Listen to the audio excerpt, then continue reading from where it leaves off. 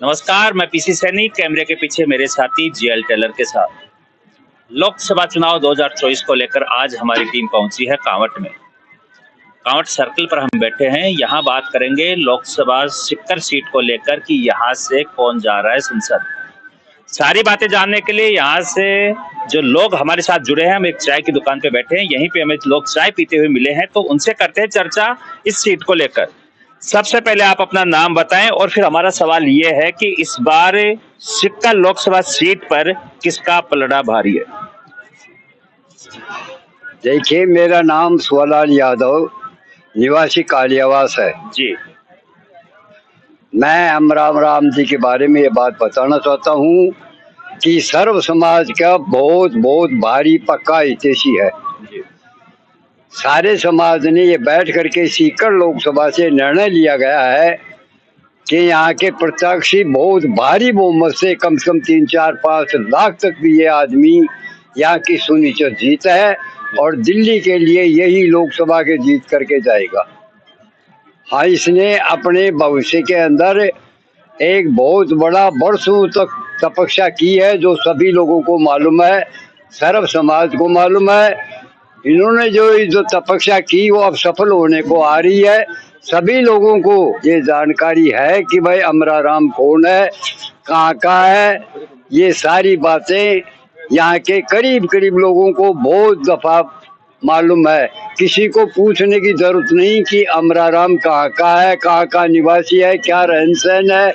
ये वर्षों से लोगों के सामने से अब की बार इस सीकर लोकसभा में आया है और ये सुनिश्चित यहाँ से जीत करके जाएगा। आप बताएं, आपका क्या विचार है सिक्कर लोकसभा सीट को लेकर कि सुवनानंद सरस्वती या फिर अमराराम जी? अमराराम। वैसे बताइए आप। अमराराम हर समय काश्तकार वर्ग का संघर्ष करता है और हर परिस्थितियों में मजदूर वर्ग का साथ दिया है। सुवेदानंद जी कभी भी यहाँ आए नहीं, बस यही वजह है।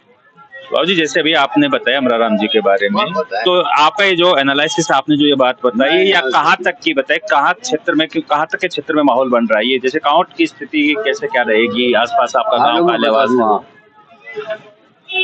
कांवट, लोरवाड़ा, भाजवाड़ी, जुगलपुरा, समर्थपुरा, इन 5-7 बालवाड़, इन 5-10 गाँव में या पंचायतों में अमराराम जी की इन 10 पंचायतों में डोल करके देखा है।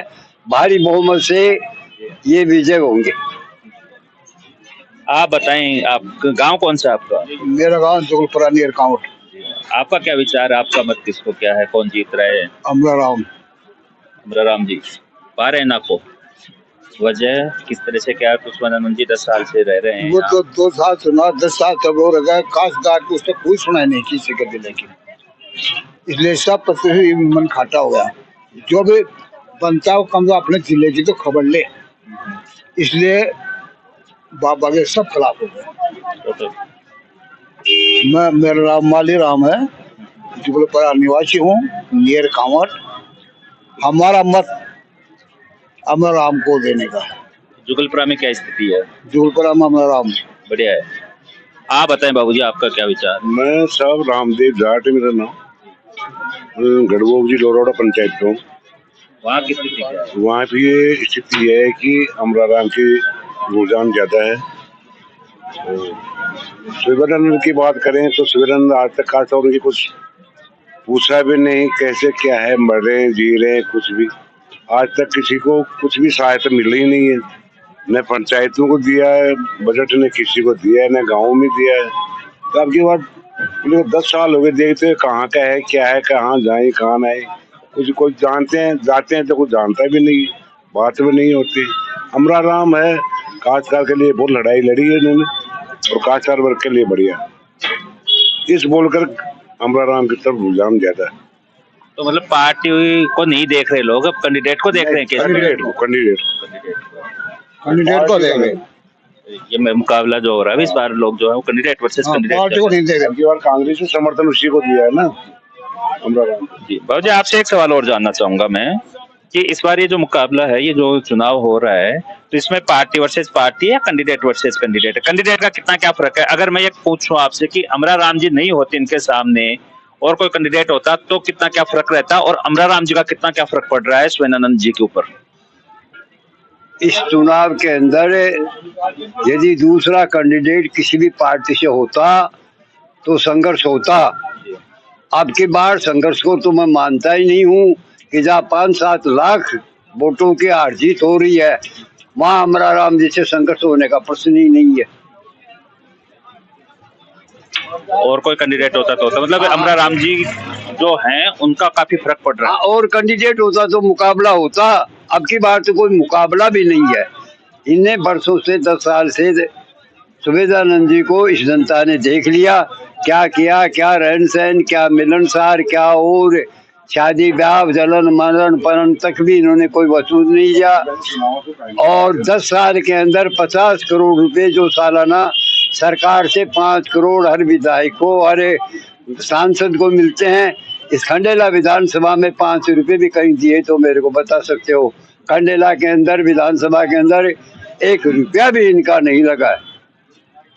और अमराराम जी से क्या उम्मीदें हैं?